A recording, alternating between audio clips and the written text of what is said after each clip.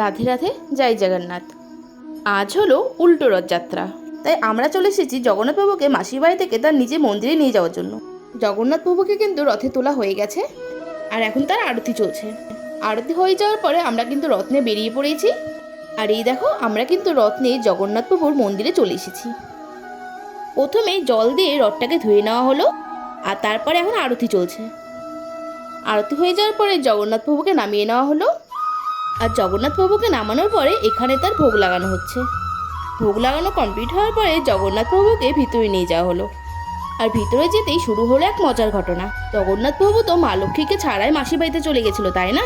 তাই মা লক্ষ্মী কিন্তু জগন্নাথ বাবুর উপরে ভীষণ অভিমান করেছিল, তাকে ঘরেই ঢুকতে দিচ্ছিল না।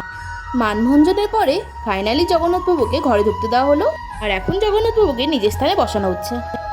তাহলে আজকের মতো ভিডিওটা আমি এখানেই শেষ করছি। রাধে রাধে, জয় জগন্নাথ।